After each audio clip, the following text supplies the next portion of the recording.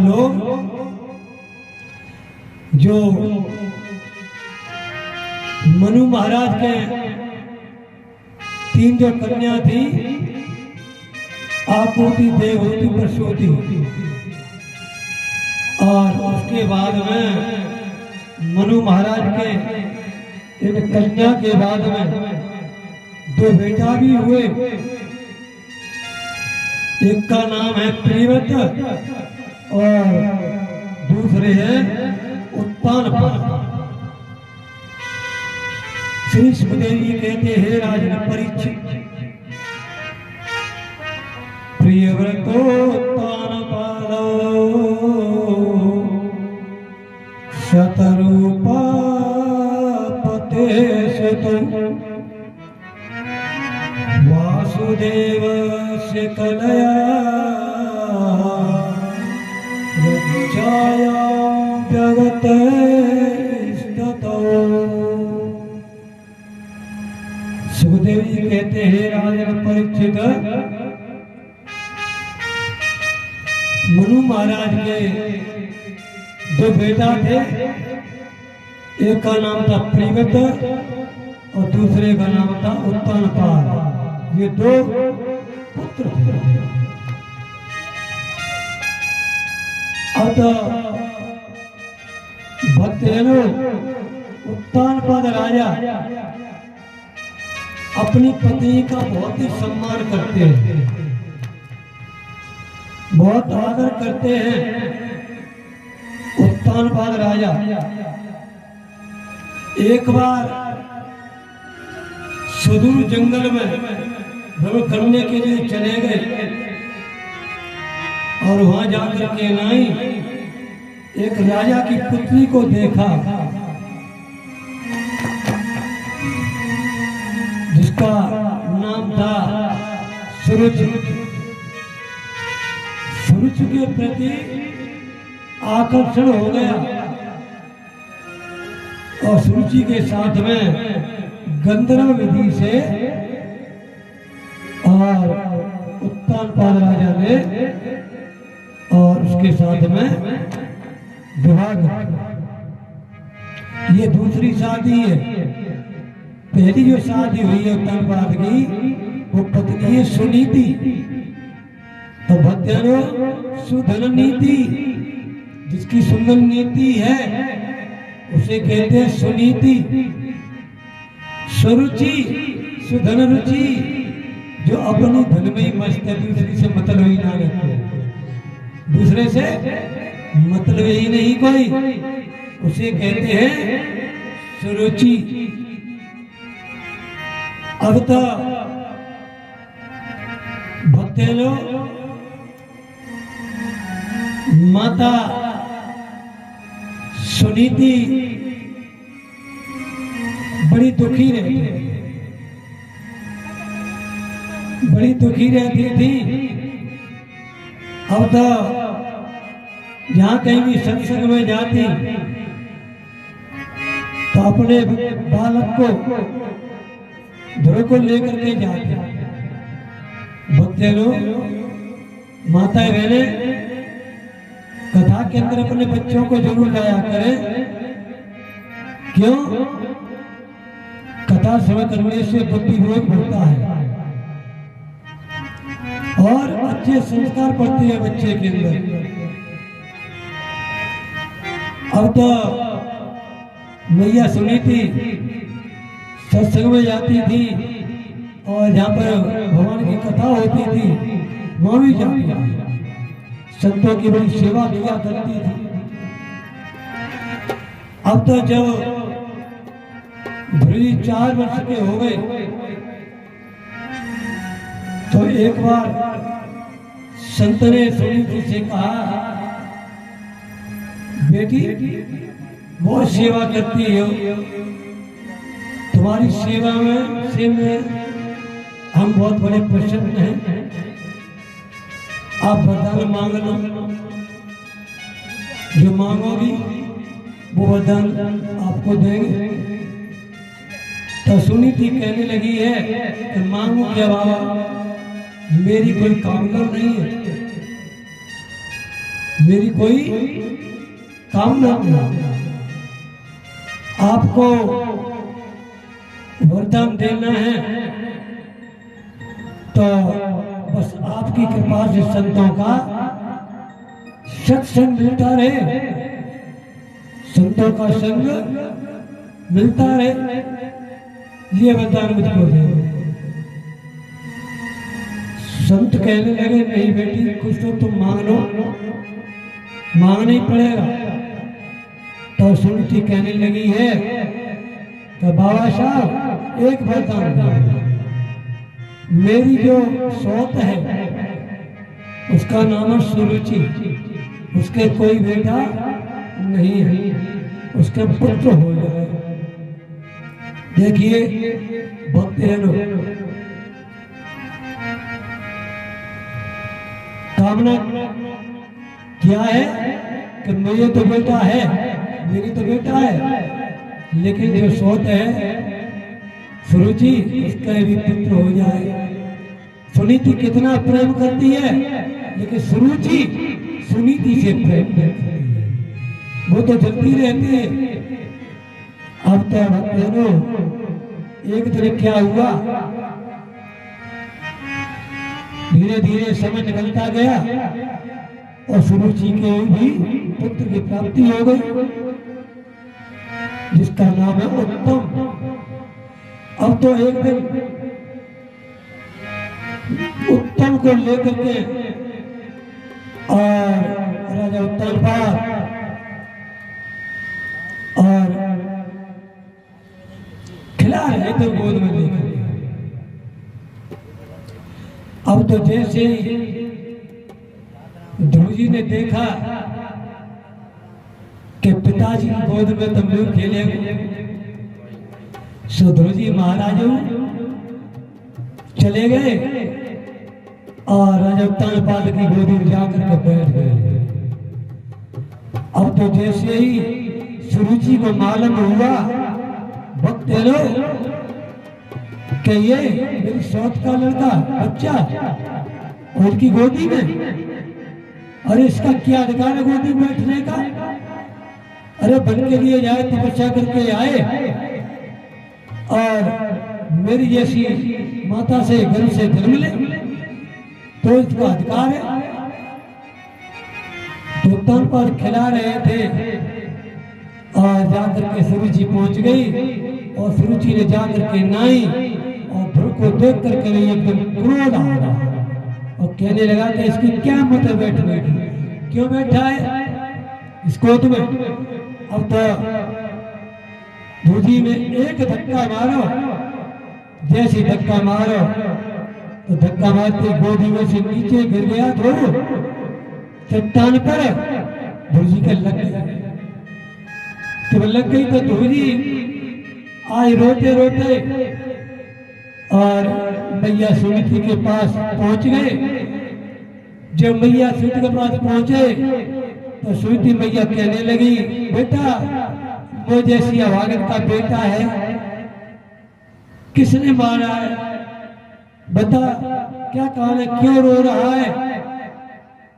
तो आज ध्रुव जी अपनी माता जी को और रो रो करके कहने लगे कि मैया रोई रोई कहे ध्रुव महाराज जय हो, रोई रोई कहे ध्रुव महाराज मैया मोह मोसी ने मारो।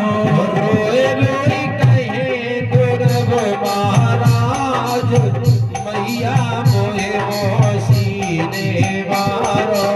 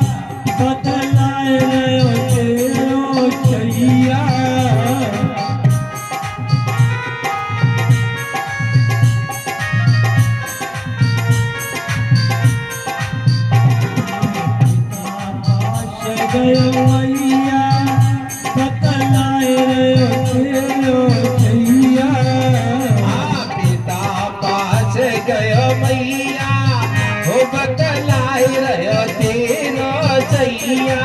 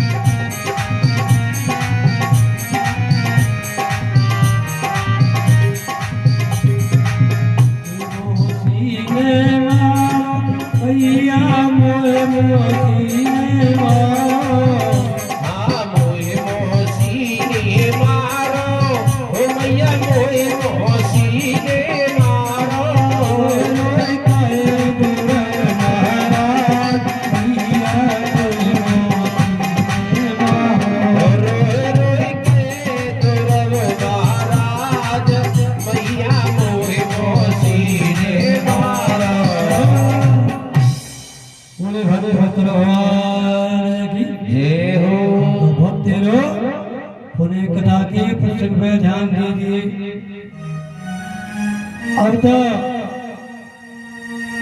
ध्रुवजी रो रो करके कहने लगे भैया मुझे मौसी ने ऐसे ऐसे ताने दिए हैं, मुझे धक्का दिया, मैं चट्टान पर गिर गया, मुझे लग गई है बता भैया जी मेरे लग गई। और मैया मैं अब सुरुचि से बदलो लेके माने बदलो जरूर लेंगे। तो श्री सुखदेव जी कहते हे राजन परीक्षित मंगलम तात परेषु मस्था भूते जनो यत परदो तदस्तत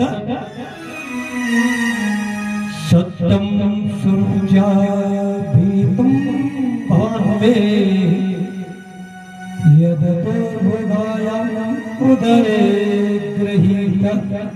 सुनी थी कहने लगी है ध्रुव से, बेटा किसी के अमंगल की कामना है सोचो मत, किसी का बुरा सोचना नहीं चाहिए।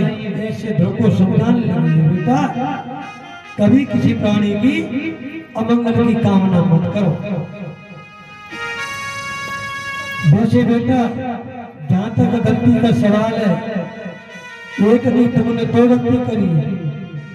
पहली गलती तो तुमने ये की कि तुम मनुष्य बनो और तुम्हारा कर्म तो एक तुम देवताओं के समान हो। तुम्हें तो किसी देवी योगी में जाना चाहिए था, मैं जैसी अभागिन से और बेटा जन्म लिया है। अब तो बुरी कहने लगे, भैया ये बताओ कि मेरे पिताजी कौन है? मेरे पिताजी कौन है? कि तेरे पिताजी पार ब्रह्म परमेश्वर जगदीश्वर है, वो तुम्हारा नहीं, वो सबका ही पिता है। तो भैया यदि मेरे पिताजी होते तो मुझे मौसी धक्का नहीं मारना, मुझे तो अपने पिताजी को देखने के लिए जाना है। पर ये बता माता जी मेरे पिताजी रहते कहाँ हैं? सुनीति कहने लगी, बेटा कण कण में बसा हुआ है, हर जगह पर ऐसी कोई जगह नहीं है जहाँ पर गोस्वामी तुलसीदास जी के शब्दों में रामचरितमानस ओ हरि व्यापक सर्वत्र समाना, प्रेमत प्रगट होए में जाना। राम सिया राम जय जय राम, राम सिया राम जय जय राम।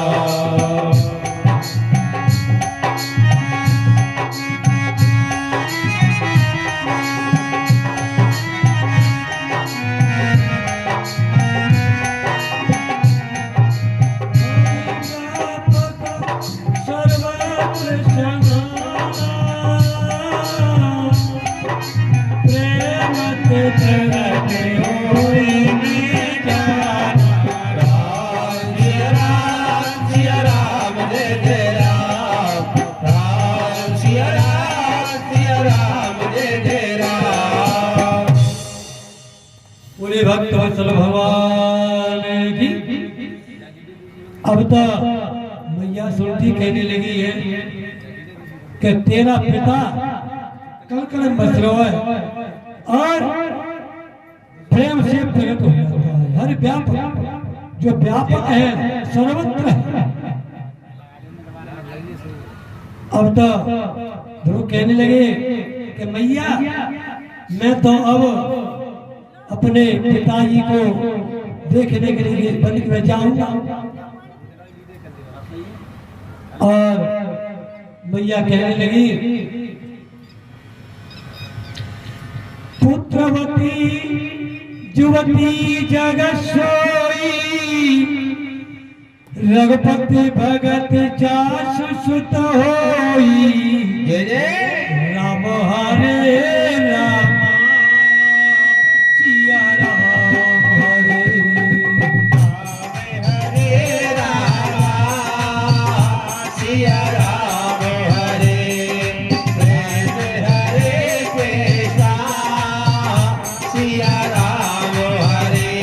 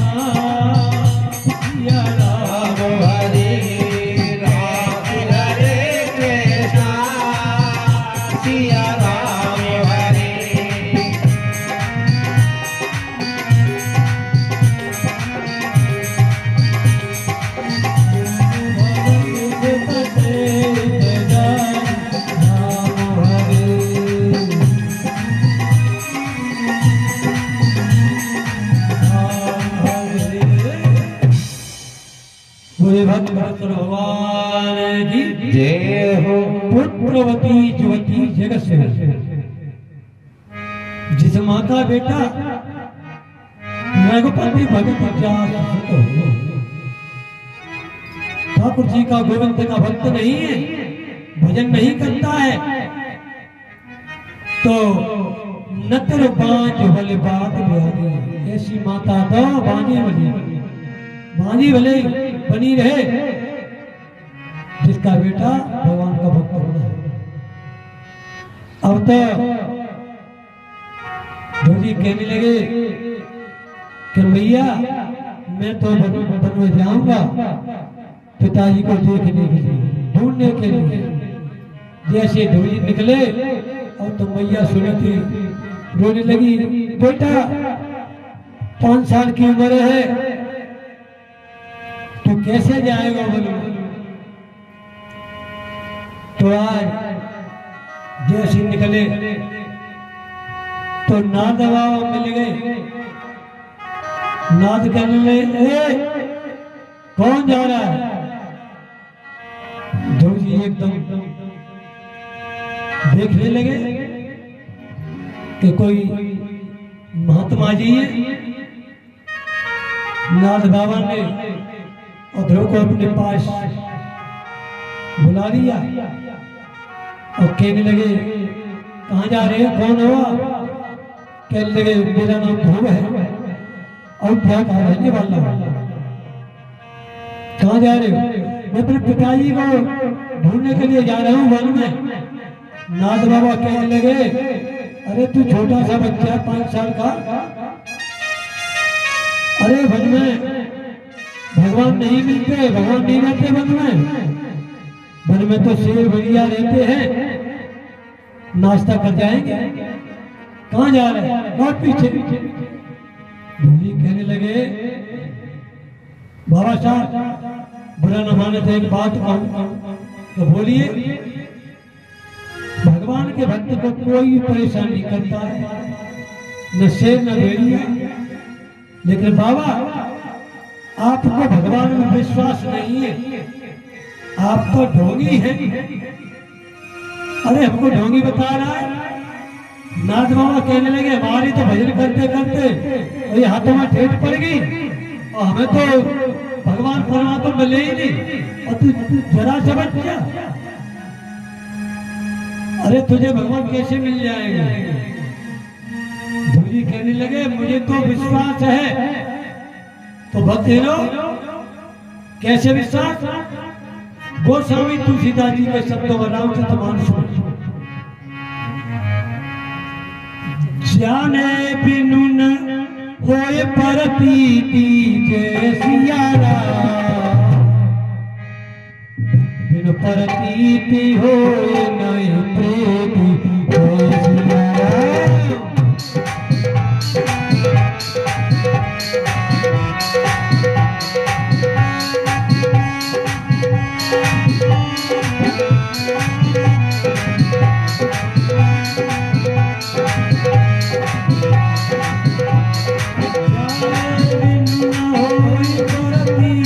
जैसिया राम।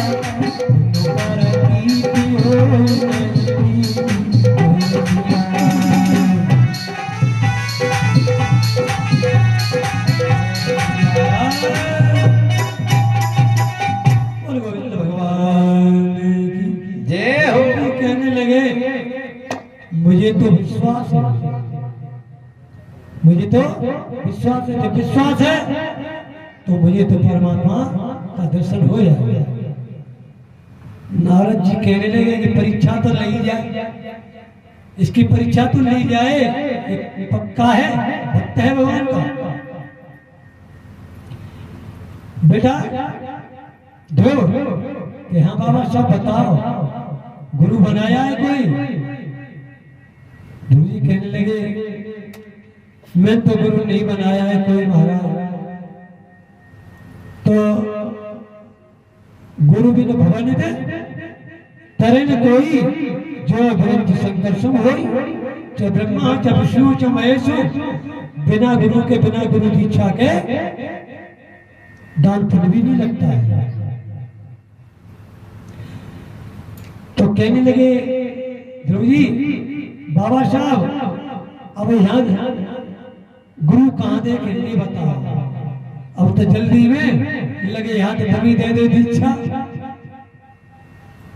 नारद बाबा कहने लगे दीक्षा तो देंगे,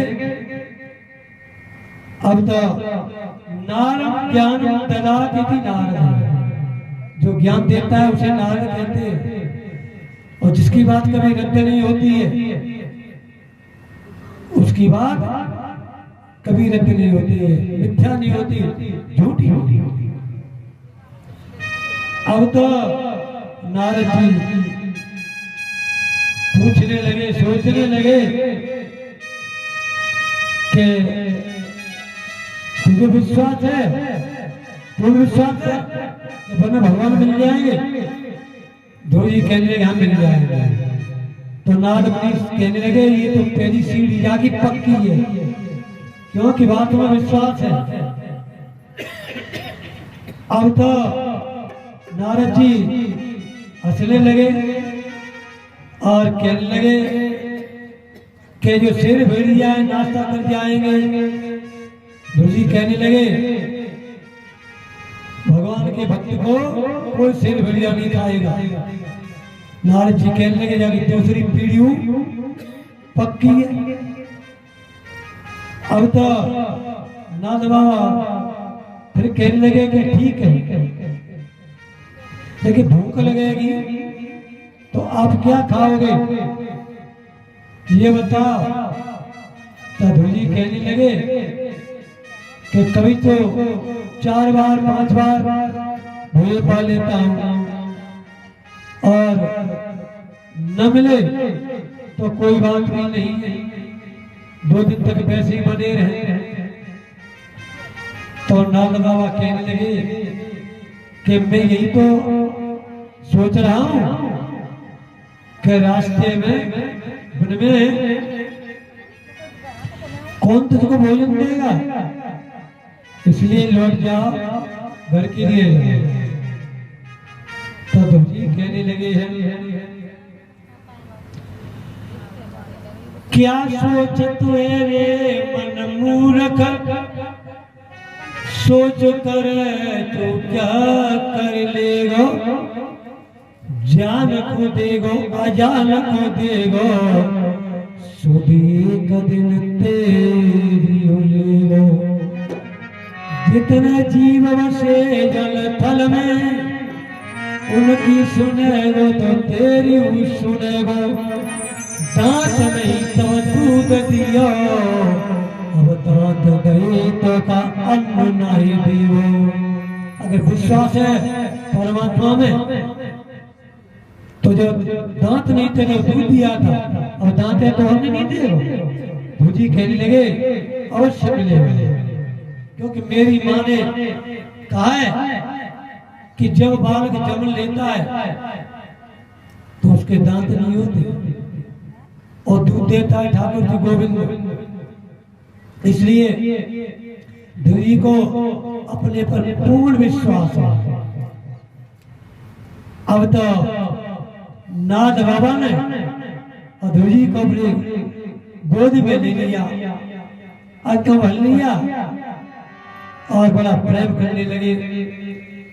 और ध्रुव जी ने नाथ बाबा को अपना गुरु बना लिया और नाथ बाबा ने द्वादशाक्षर मंत्र लिया,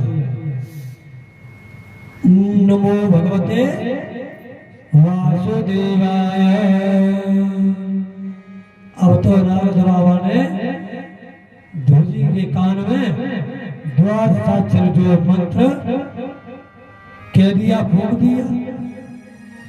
कहने लगे नारद बाबा अच्छा शिष्य मिला, ये तो भगवान का परम भक्त है। श्री सुखदेव जी कहने लगे हे राजन परीक्षित, इतिहास पुराणादि वेद शास्त्र विना केवला हेतु की भक्ति, रूत माता केवलम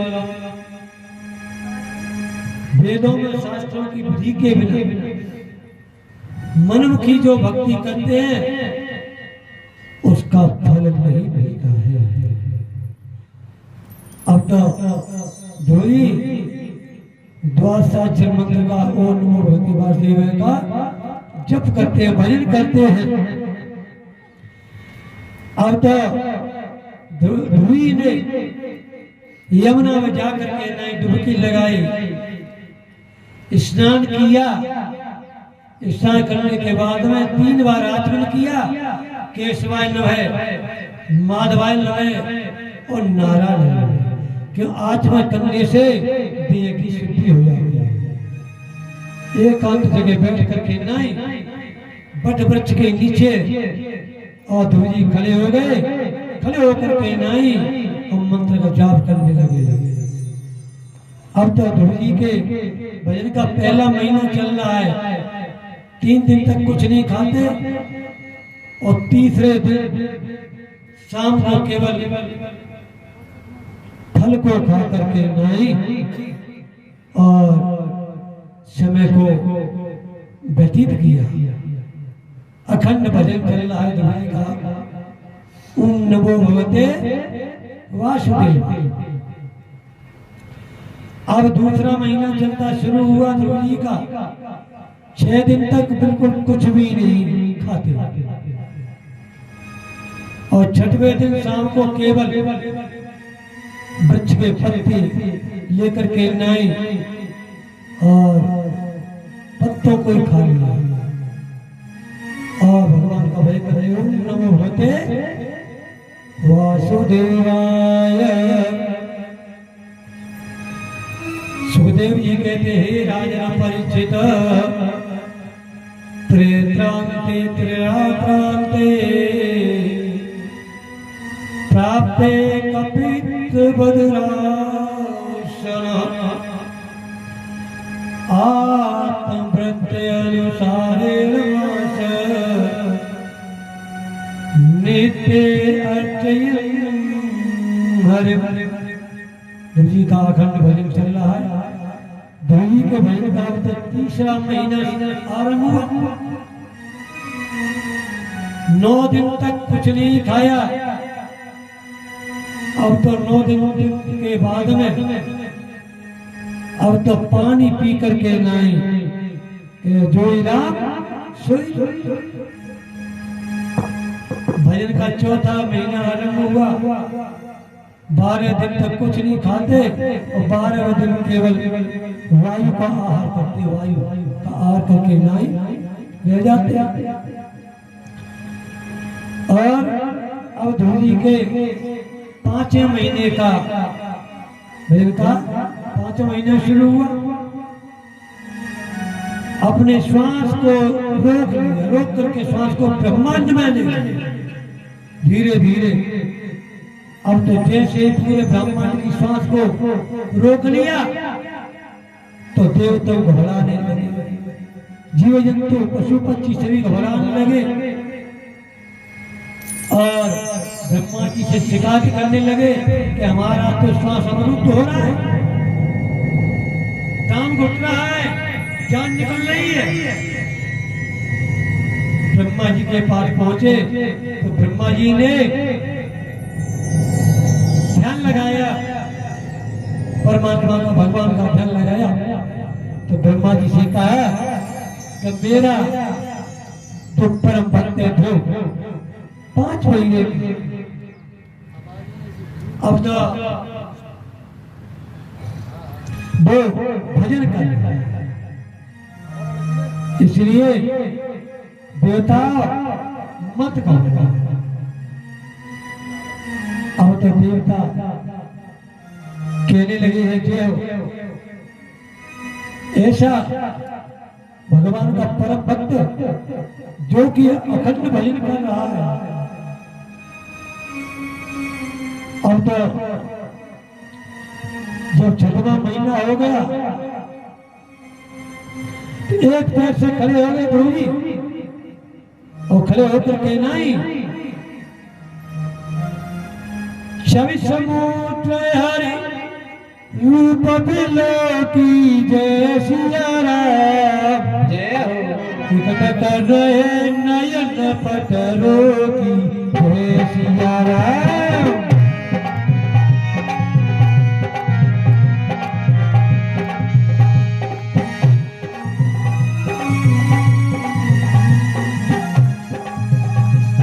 टिकट कर रहे नयन पटरों की जय सिया राम। पटरों की जय सिया राम। अब तो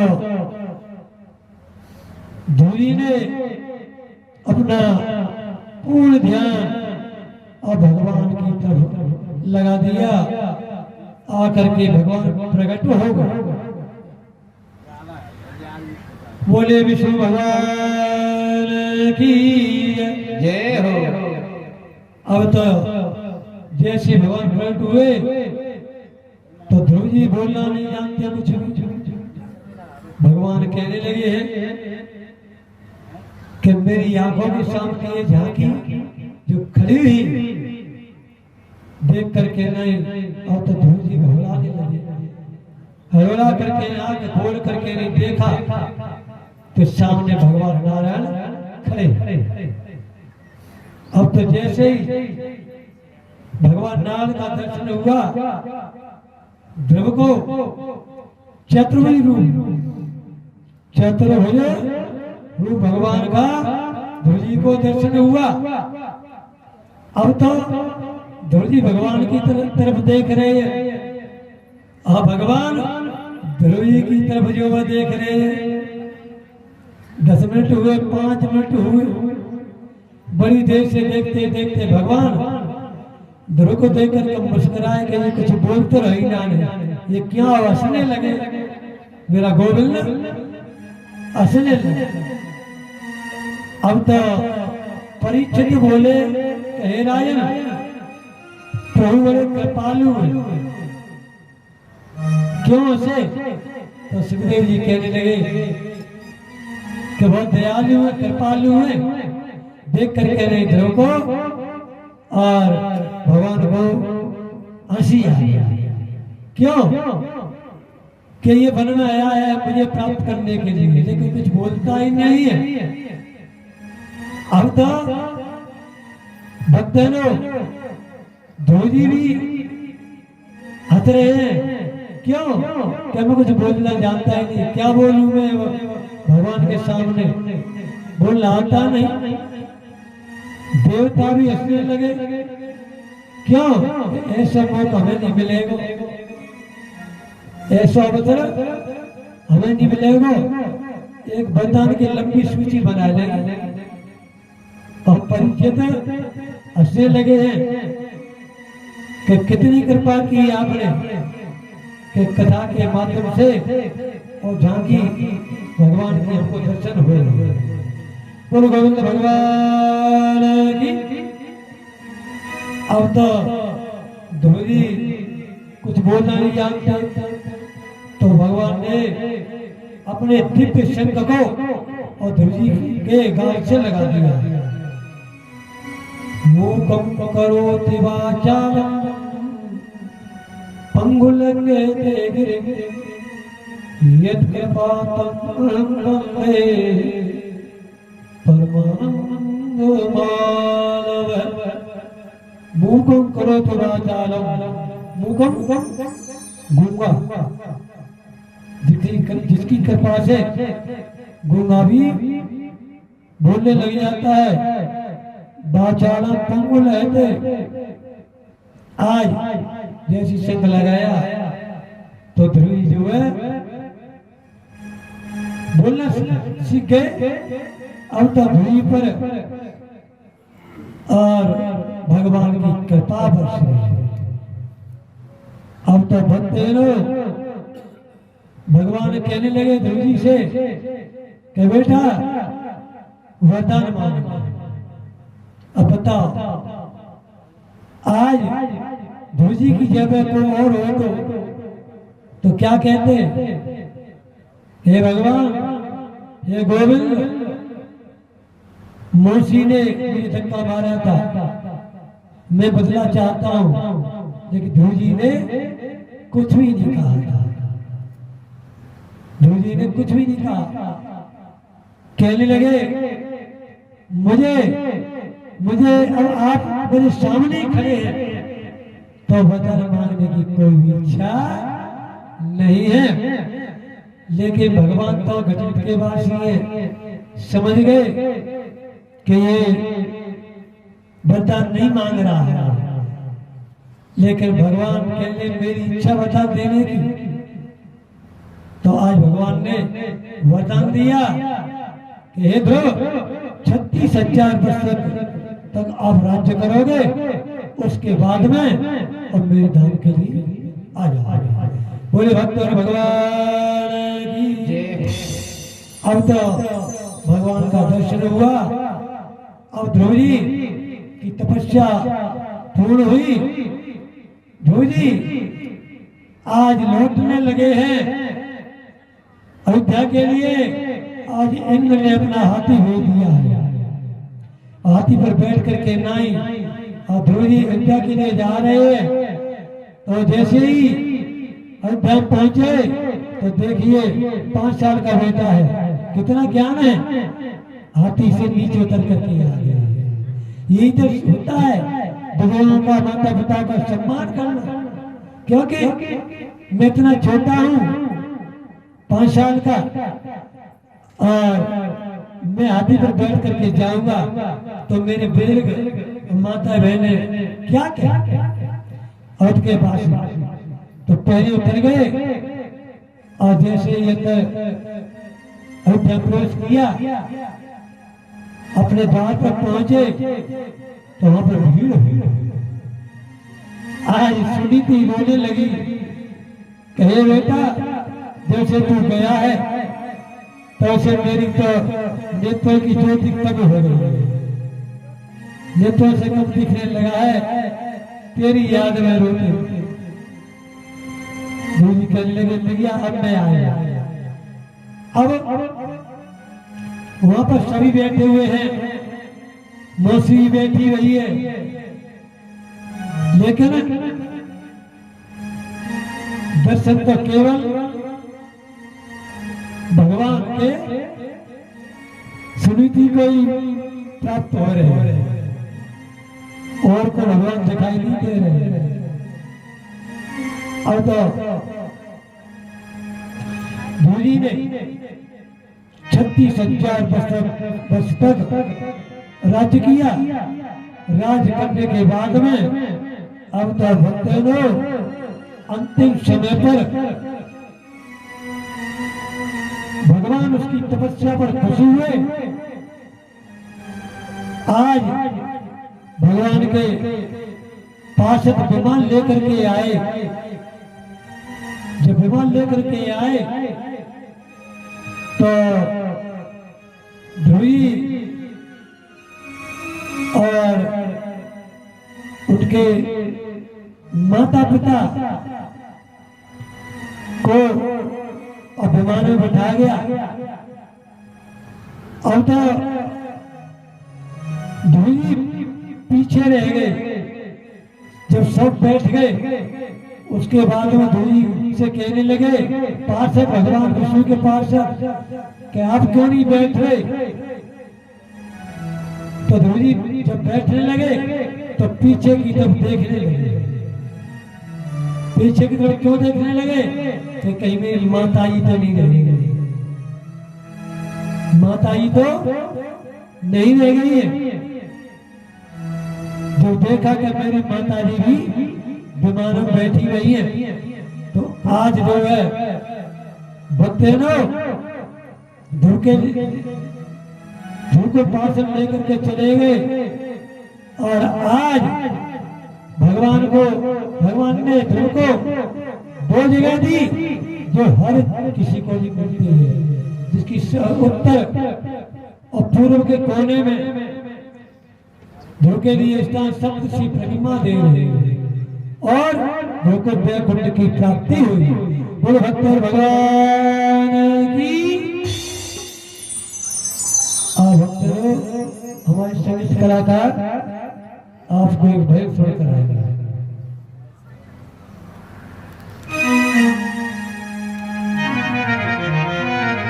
राधे। देखिए बेटी बेटे सुस्ती आ रही है ना, थोड़ा आलस दूर हो जाएगा और आप तालियों का साथ दोगे, तालियां बजाते हुए।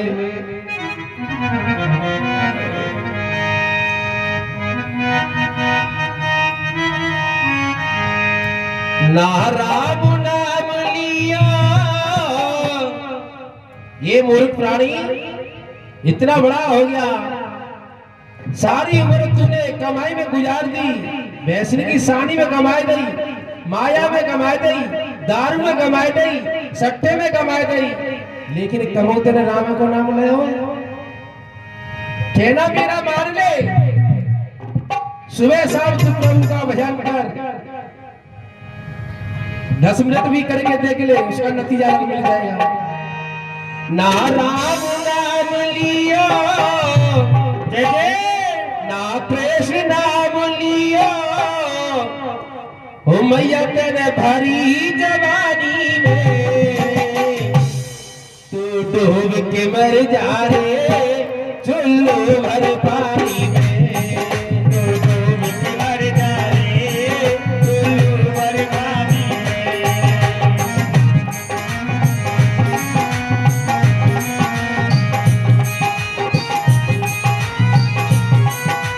मर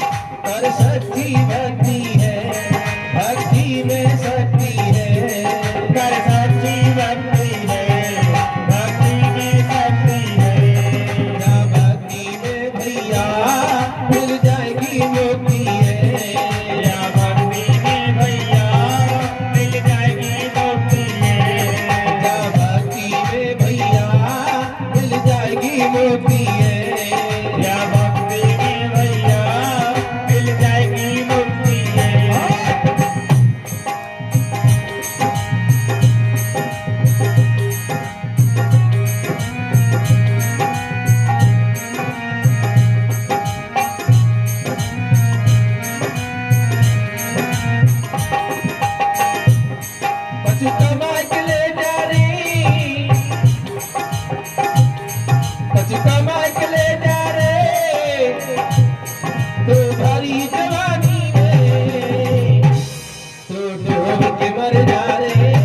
चुल्लू भर पानी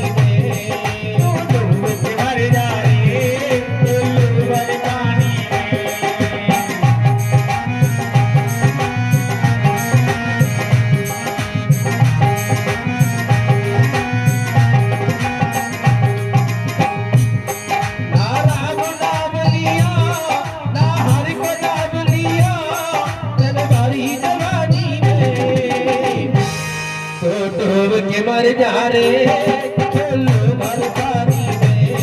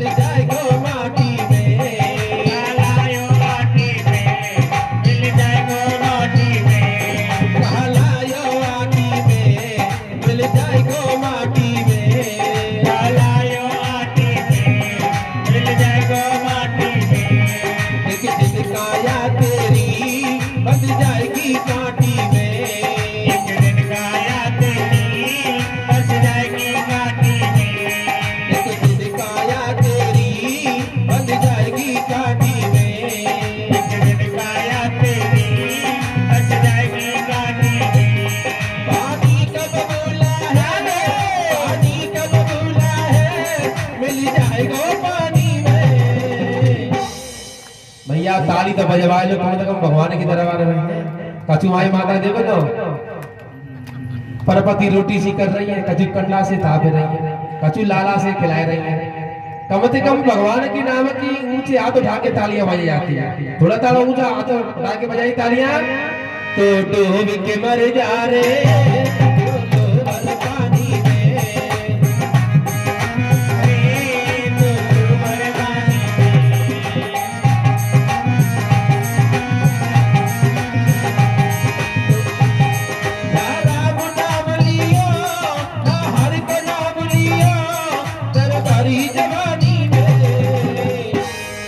डूब के मर जा रे टुल्लू भर पानी में, डूब के मर जा रे टुल्लू भर पानी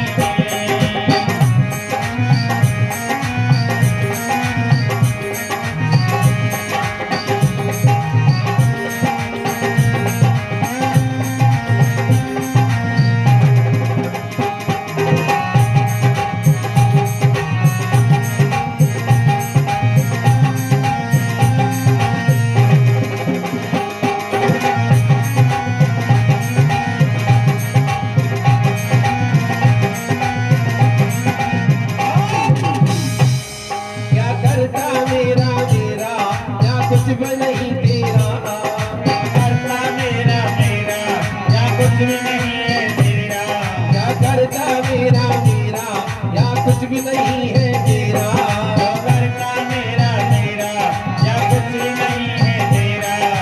एक दिन होगा भैया मरघट में तेरा डेरा, एक दिन होगा भैया तेरा मरघट में डेरा, एक दिन होगा भैया तेरा मरघट में डेरा, एक दिन होगा भैया तेरा मरघट में डेरा। तेरे सारा जीवन खोया, तेरे सारा जीवन खोया वैसे की सानी में, तो डूब के मर जा रे टुल्लू भर पानी में, तो डूब के मर जा रे टुल्लू भर पानी में, तो डूब के मर जा रे टुल्लू भर पानी में।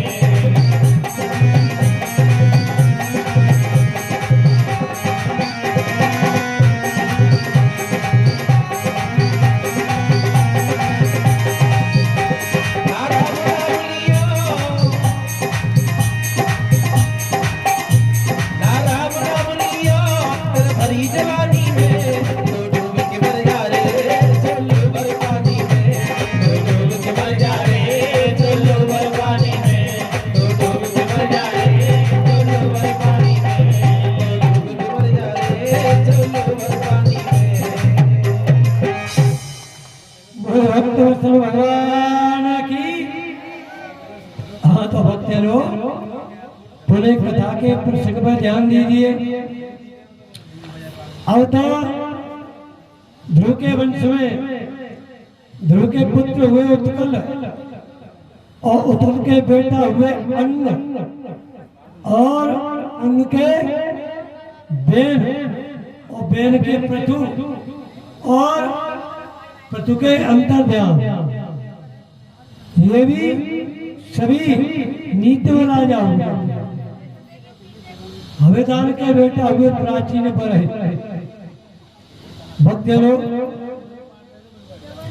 प्राचीन बरही राजा से एक बहुत बड़ी भूल हो गई थी। यज्ञ कराते हैं लेकिन उस यज्ञ में जीवों की हत्या करते हैं। अब तो ध्रुव जैसे महापुरुष के वंश में और जन्म लेकर के राजा बहक है। अब तो कौन समझाए, जीवों की हत्या कर देते हैं। प्राचीन बलि न जाने कितने घोड़ाओं की बलि दे दी, कितने बकरों की दे दी। सज्जनों, चाहे यज्ञ के बहाने जीव की हत्या करो, चाहे कोई धर्म अनुष्ठान के बहाने जीव हत्या करो, कैसे भी करो, जैसा जीव पाप करेगा वैसे उसे पुत्र की प्राप्ति होगी। अब तो श्री सुखदेव जी कहते हैं राजन परीक्षित, सूयतां धर्म सर्वस्वम् श्रुत्वा चैवादधार्यताम्